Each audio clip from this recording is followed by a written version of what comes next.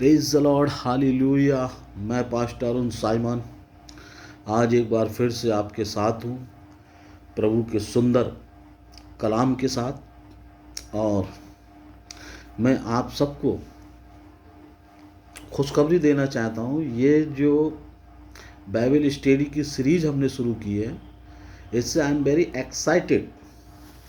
आमीन। क्योंकि बहुत सारे कॉल्स, बहुत सारे मैसेज मेरे पास आ रहे हैं थैंक्स के लिए, और लोग बहुत खुश हैं। और आपको मैं बता दूं,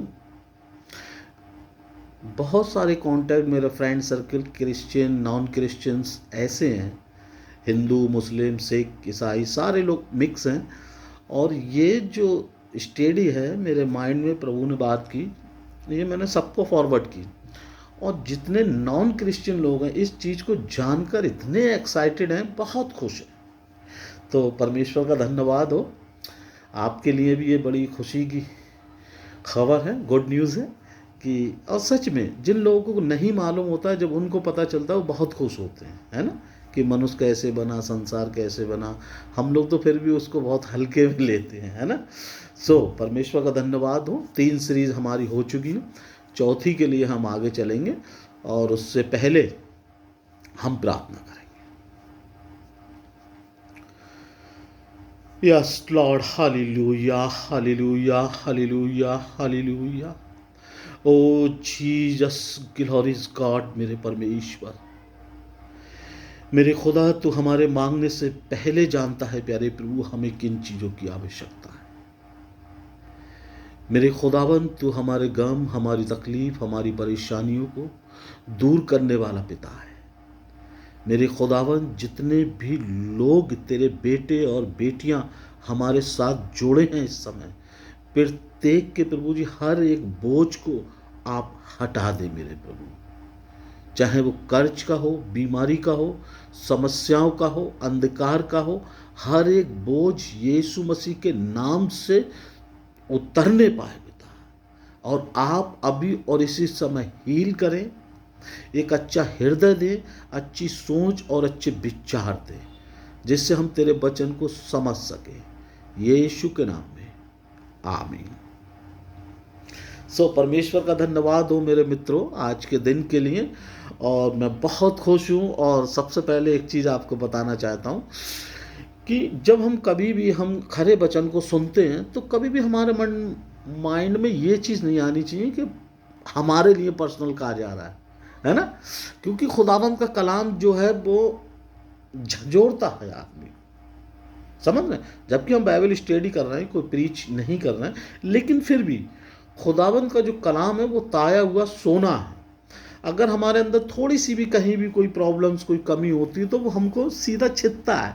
तो उसमें क्या करना है, हमको बुरा मानने की ज़रूरत नहीं है, हमको रियलाइज़ करने की ज़रूरत है, फील करने की ज़रूरत है। और अगर हम कहीं गलत हैं तो अपने आप को ठीक करने की ज़रूरत है ना। क्यों? क्योंकि ये परमेश्वर को अच्छा लगता है ना। हम आशीष के वारिस बनते हैं। आइए हम आगे चलेंगे। तो फर्स्ट, सेकंड और थर्ड पार्ट्स हम देख चुके हैं। फर्स्ट में हमने देखा परमेश्वर हमारे बेडोल जीवन को भी, यानी कि शांत जीवन को भी, बेकार जीवन को भी एक सुंदर और अच्छा बनाने की ताकत और कुव्वत रखता है, क्योंकि वो सामर्थी परमेश्वर है। हालेलुया। दूसरी चीज़ हमने देखा, हम यदि अपने पापों को मान लेते हैं, है ना, हम अपने पापों को, अपनी गलतियों को स्वीकार कर लेते हैं, मान लेते हैं, तो परमेश्वर हमें क्षमा करने में विश्वास योग्य है। और यदि नहीं मानते हैं मेरे मित्रों, तो हमारा जो जीवन है वो एक तरीके से नरकीय जीवन, परेशानी का जीवन, कठिनाइयों का जीवन बनता है, और हम परमेश्वर की संगति से दूर हो जाते हैं। आमीन। जिस तरीके से परमेश्वर ने आदम और हव्वा को निकाल दिया। अब आदम और हव्वा जब निकलने के बाद उनको क्या करना था? वही करना था, खेतों में काम करना था, अपने जीवन को संघर्षपूर्ण चलाना था। धरती श्रापित हो गई, आदम श्रापित हो गया, उसकी पत्नी श्रापित हो गई, सांप श्रापित हो गया। यानी कि जो भी था वो सब कुछ पाप में समा गया। समझिए आप, छोटी सी बात, अगर वो एक्सेप्ट करते अपनी गलती तो ये सब कुछ बच सकता था, लेकिन नहीं। फिर भी हमारा परमेश्वर महान परमेश्वर है, वो हमारी हर तरीके से मदद करता है, हमें संभालता है। परमेश्वर ने जब देखा कि आदम और हव्वा नंगे हैं, और परमेश्वर ने उनको चमड़े के अंगरछे दिए, कपड़े दिए और उनको पहनाए, उनके नंगेपन को ढांपा। आज भी परमेश्वर देखता है, हम कितने भी बुरे सही, कितने भी कुछ सही, लेकिन अगर हम किसी बुरी स्थिति में होते हैं, किसी समस्या में होते हैं, परमेश्वर हमारी मदद करता है, अपने हाथ को बढ़ाता है। इसी के लिए हम कहते हैं अगापे लव, है ना, अगापे प्यार। परमेश्वर ने पहले बढ़कर हमसे प्यार किया, है ना। सोचिए, आप रियलाइज कीजिए, अगर कोई व्यक्ति पहले आकर अपना हाथ आपकी तरफ बढ़ा रहा है और आपके लिए आई लव यू बोल रहा है, आपको ऑफर दे रहा है, आपसे प्यार कर रहा है, आपकी चिंता कर रहा है, आपके साथ जीवन व्यतीत करना चाहता है, आपको फॉलो करना चाहता है, आपको शांति देना चाहता है, आपको आराम देना चाहता है, आपको थकान को आपकी उतारना चाहता है, आमीन। हमें कैसा महसूस करना चाहिए, कैसा फील करना चाहिए? जहाँ संसार दलदल में था, परेशानी में था, बेचैनी में था, और एक उद्धारकर्ता की राह देख रहा था, ऐसे में परमेश्वर आया और उसने हमसे प्यार किया, आमीन। तो इसलिए उसे अगापे लव बोलते हैं। बहुत बड़ी बात होती है ना। कभी कभी लोग ऐसे लोगों को बड़ा हल्का समझ लेते हैं कि अरे ये तो बहुत बोलता है, ये अपने दिल की हर बात बोल देता है। क्यों? यस, हम प्रभु के लोग हैं, हमें किसी से क्या डरना है, हमें केवल परमेश्वर से डरना है। और परमेश्वर कहता है कि तेरी बात हाँ की हाँ और ना की ना रहे। यदि आप अपनी बात को स्पष्ट रखिए, कोई आपको हल्का समझे, कोई आपको रिस्पेक्ट दे ना दे, डजंट मैटर, लेकिन आप परमेश्वर के सामने पवित्र और अच्छे और भोले और नम्र बने रहें, है ना। क्यों? क्योंकि जो आशीष देनी है वो परमेश्वर को देनी है। देखेंगे हम कि आदम और हव्वा को परमेश्वर ने अदन से निकाल दिया और वो लोग काम करने लगे। काम करने के बाद उनके 2 पुत्र हुए, है ना, सेत, कैन और हाबिल। कैन ने हाबिल को मार दिया और कैन परेशान है, दुखी है, मारा मारा फिर रहा है, भाग रहा है। क्योंकि आप समझ सकते हैं, जब आप किसी का मर्डर करते हैं, जब आप पाप करते हैं, जब आप गुनाह करते हैं, तो आप बेचैन होते हैं, आपका दिल आपको परेशान करता है, आपको झंझोड़ता है ना। जब हम कोई भी गलत काम करते हैं तो प्रभु का आत्मा हमें झंझोड़ता है। इसी को मसीह कहते हैं, उसी को मसीहत कहते हैं। और वो परमेश्वर उससे पूछता है कि कैन से कि तेरा भाई कहाँ है, हाबिल। और कैन बड़े जोश में कहता है क्या मैं अपने भाई का रखवाला हूं? और परमेश्वर कहता है कि तेरे भाई का लहू पृथ्वी पे से आकाश पे मुझे देखकर पुकारता है। और परमेश्वर ने उसे श्राप दिया, चाहे तो भूमि पर खेती करे तो भी उसकी पूरी उपज फिर तुझे ना मिलेगी, और तू पृथ्वी पर भटकने वाला और भगोड़ा होगा। ये परमेश्वर ने उसको श्राप दिया। उत्पत्ति 4 उसकी 12 में। देखिए, आप जो भी करते हैं, यदि आप भले काम करते हैं, प्रभु आपको तुरंत आशीष देता है। यदि आप कोई गलती करते हैं, परमेश्वर एक मौका देता है, जैसे इससे पूछ रहा है, उसके बाद तुरंत परमेश्वर उसको श्राप देता है। और यही चीज हमारे लोग नहीं समझते, है ना। देखिए, जहां अच्छाई है वहां बुराई है, इसी तरह जहां आशीष है वहां श्राप भी है मेरे मित्रों। लेकिन हमें सोचना है कि हमें इन चीज़ों से दूर रहना है जो हमारे जीवन को बर्बाद करती हैं, जो हमें श्रापित बनाती हैं। हमें परमेश्वर के साथ रहना है, परमेश्वर के कलाम को पढ़ना है, परमेश्वर के कलाम की बारीकियों को समझना है। अब परमेश्वर ने इसे श्राप दिया कि तेरे कारण ये भूमि श्रापित होगी, क्योंकि इस भूमि में तूने अपने भाई का लहू बहाया है। कितनी जबरदस्त चीज है। परमेश्वर ने इससे क्या कहा, कभी भी अब तू इस पर मेहनत करेगा, फसल उपजाएगा, तो इसकी पूरी फसल तुझे नहीं मिलेगी। समझ रहे हैं? एक गलती से परमेश्वर हमारे पूर्वजों तक को श्रापित करता है, पूर्वजों तक को, 7 पुश्ते। आज भी आप देखते हैं, एक किसान जब बीज बोता है, फसल बोता है, तो कभी बारिश से फसल बर्बाद हो जाती है, कभी ओले से बर्बाद हो जाती है ना। कभी पानी ना मिलने से बर्बाद हो जाती है, आज तक। और अगर इस प्लानिंग के साथ बोता है कि भाई 10 किलो निकल आएगा, तो पता चला उसमें जंगली बीज शैतान आगे बो देता है। इसको रियलाइज करने की चीज़ है, इसलिए मैं आगे नहीं बढ़ रहा हूँ। सेकेंडली परमेश्वर ने कहा तू पृथ्वी पर भगोड़ा होगा। कितनी दुख की बात है मेरे मित्रों, भटकने वाला भगोड़ा होगा। और कैन को ये दर्द, ये श्राप बर्दाश्त नहीं हुआ। कैन अपने दुख, अपनी परेशानी से बर्दाश्त नहीं कर पाया। तब उसने 13 वर्ष में कहा, तब कैन ने यहोवा से कहा मेरा दंड सहने से बाहर है। समझ रहे हैं आप? देख तूने आज के दिन मुझे भूमि पर से निकाला है, और मैं तेरी दृष्टि की आड़ में रहूँगा, और पृथ्वी पर भटकने वाला और भगोड़ा रहूँगा, और जो कोई मुझे पाएगा मुझे घात करेगा। देख रहे हैं आप? इसमें अभी भी एक सुंदरता है, वो एक्सेप्ट कर रहा है, ठीक है मैं ये सब का कष्ट उठाऊंगा, मैं श्रापित हूँ, ठीक है मैं भगोड़ा रहूँगा, ठीक है। लेकिन एक बड़ी प्यारी चीज़ देखिए जो मुझे आपको देखनी है। क्या कहता है?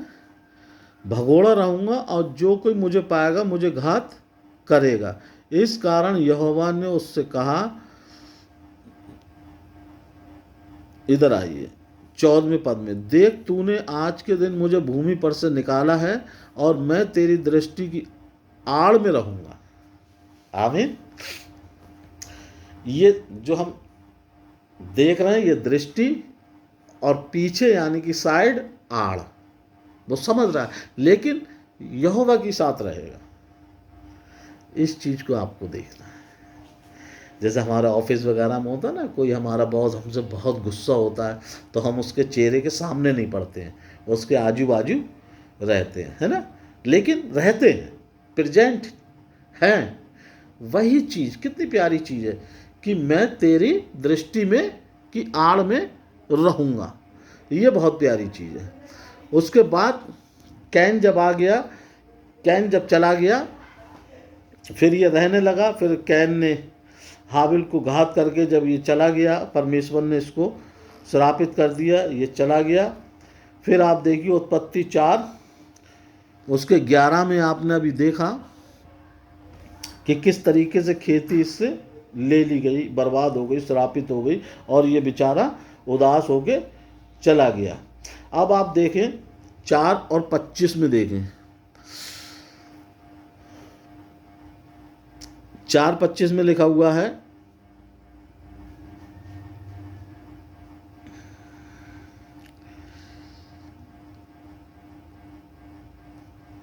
आदम अपनी पत्नी के पास फिर गया और उसने एक पुत्र को जन्म दिया और उसका नाम ये कहकर सेत रखा, परमेश्वर ने मेरे लिए हाबिल के बदले जिसको कैन ने घात किया एक और वंश ठहरा दिया। आमीन। कैन ने जो घात किया, अब हाबिल देखिए, पिता का प्यार देखिए, कितना टाइम बीत गया हाबिल को मरे, लेकिन आज भी वो अपने बेटे को याद कर रहा है। और जब ये पुत्र उत्पन्न हुआ शेत, तब वो कह रहा है कि परमेश्वर ने मुझे हाबिल के बदले एक पुत्र दे दिया, ठीक है ना। फिर शेत से भी एक पुत्र उत्पन्न हुआ और उसने उसका नाम एनोस रखा। उसी समय से लोग प्रार्थना करने लगे। हालेलुया। यहाँ थोड़ी सी देर ठहरेंगे। अभी तक कोई धर्म की बात नहीं है, कोई जातिवाद नहीं है, ये बहुत अच्छी बात है। इसलिए इस वीडियो को आप प्रत्येक को भेज सकते हैं। इसलिए मैं कहता हूं कि जो बाइबल है बुक ऑफ लाइफ, जीवन की पुस्तक है, संसार के नियमों की पुस्तक है। यहाँ कोई धर्म नहीं है, कोई जाति नहीं है, कुछ नहीं है, केवल परमेश्वर है और संसार है ना। और यहाँ पर बहुत प्यारी वर्ष है 4:26, एनोस रखा, उसी समय से लोग यहोवा से प्रार्थना करने लगे। देखिए, उत्पत्ति से जो दुनिया बनाई, संसार बनाया गया, वहाँ से आदम हव्वा के साथ परमेश्वर निरंतर रहता था। यहाँ तक आप देख रहे हो बात हो रही है, कैन तक से बात हो रही है ना। कैन ने अपने भाई को मारा, वहाँ तक बात हो रही है। परमेश्वर ने उसे श्रापित करा, भगा दिया, वहाँ तक बात हो रही है। और उसके बाद से बात होना बंद। ये है पाप।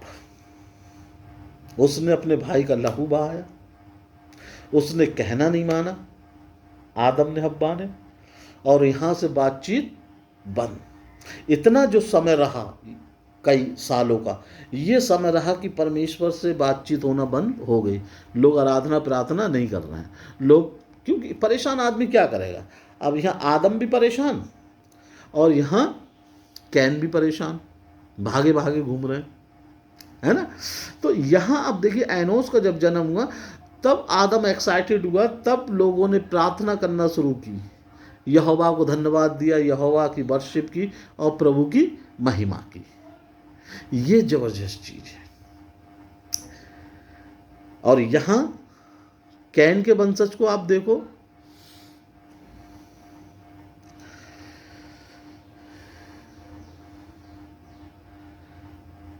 तब कैन यहोवा के सम्मुख से निकल गया और गोद नामक जगह गया। जब कैन अपनी पत्नी के पास गया तब वह गर्भवती हुई, उसने हनोक को जन्म दिया। फिर कैन ने एक नगर बसाया, उस नगर का नाम अपने पुत्र के नाम पर हनोक रखा।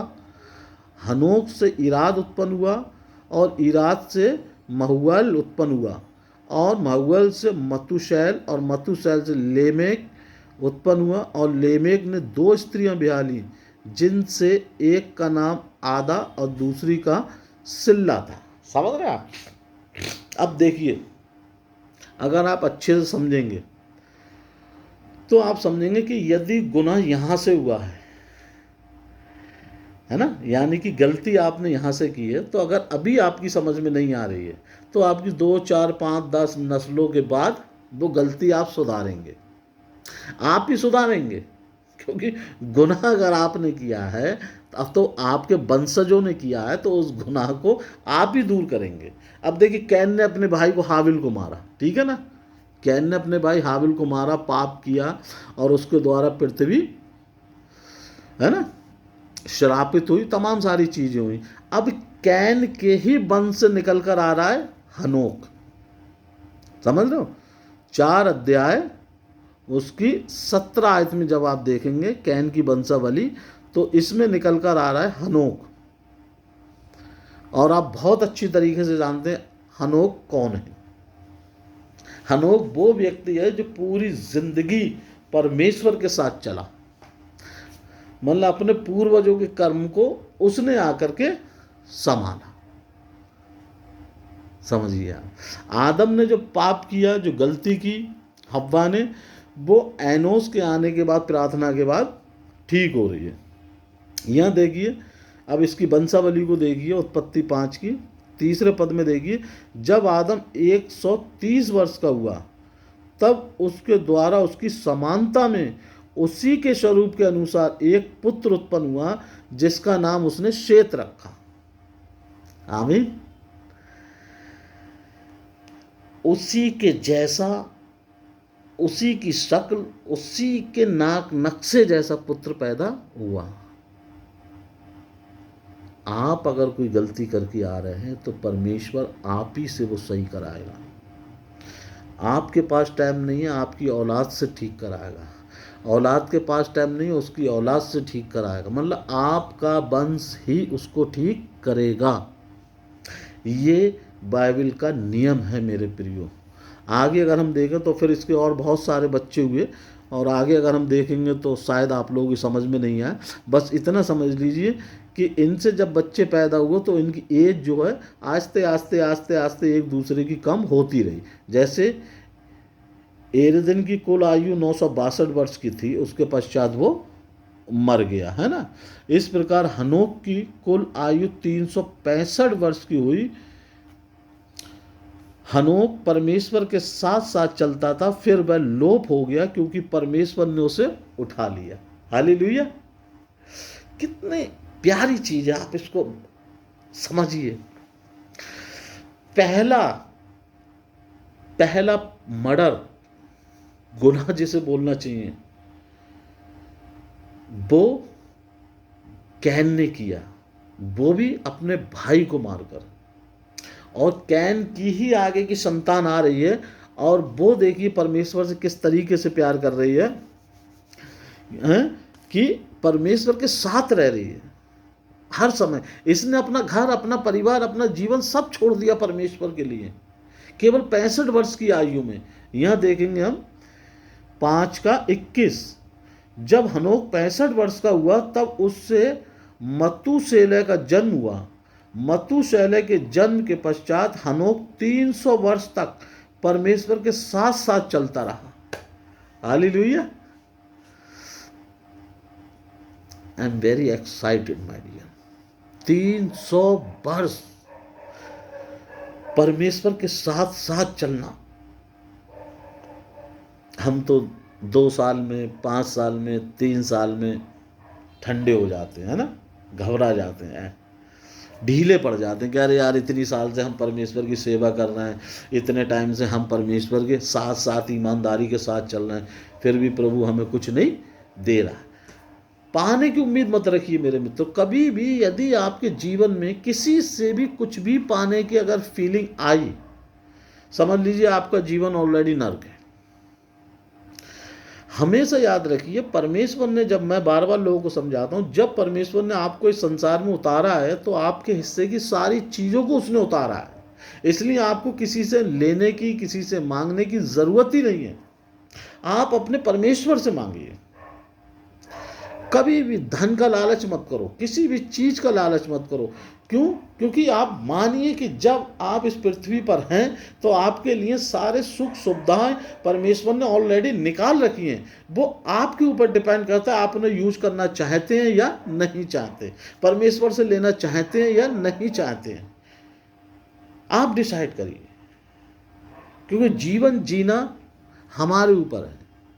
कोई राजा हरिश्चंद्र बनकर जीवन जीना चाहता है, राजा है लेकिन ईमानदार है, हरिश्चंद्र है ना। और कोई सब कुछ त्याग देने के बाद, मतलब राजा है उसके बाद भी सब कुछ त्याग देने के बाद बौद्ध बनकर जीवन व्यतीत करना चाहता है, यीशु मसीह की तरह जीवन व्यतीत करना चाहता है। सब कुछ छोड़कर जहां भी विश्वासी बैठा वो वहीं जाके बैठ जाता था। नाव पे बैठा, नाव पे बैठा, पत्थर पे बैठा, पत्थर पे बैठा। क्यों? क्योंकि अगर वो अपने आप को तैयार करता तो शायद जो दबे हुए लोग हैं, जो परेशान लोग हैं, जो पापी लोग हैं, वो उसके पास आ नहीं पाते। क्योंकि हमारा जो गेटअप होता है वो एक गरीब से हमको मिलने में बहुत बड़ा, क्या कहते हैं उसको, ब्रेकर का काम करता है, पर्दे का काम करता है, दीवार का काम करता है। इसीलिए आज यीशु मसीह के पीछे पूरा संसार है कि तूने स्वर्ग को त्यागा।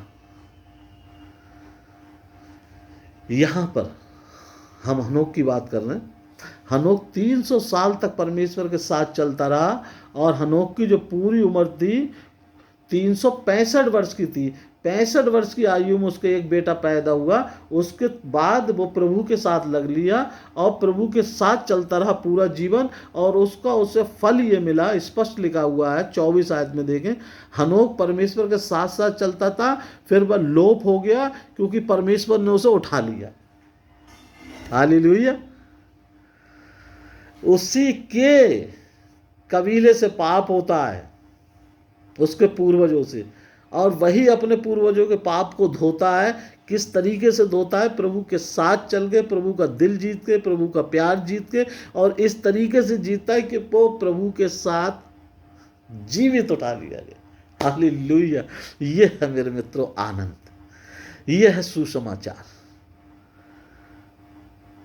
ये पहला व्यक्ति है जो जीवित स्वर्ग में उठा लिया गया, पहला। हम इस स्टडी को आगे रखेंगे इसीलिए ताकि हम आगे देख सकें, और वीडियो बड़ा हो रहा है इसलिए मैं चाहूँगा हम हनोक से ही यहाँ स्टॉप करेंगे। सो परमेश्वर का धन्यवाद हो। प्रभु आप सबको बड़ी आशीष और बड़ी बरकत दे, और आगे के सेशन को हम कंटिन्यू देखते रहेंगे, और आप सब प्रार्थना में रहें मेरे लिए प्रार्थना करें, सेवकाई के लिए प्रार्थना करें कि परमेश्वर सारी ज़रूरतें, सारी आवश्यकताओं को पूरा करे। सो प्रभु आप सबको बहुत आशीष और बरकत दे, यीशु के नाम में, आमीन।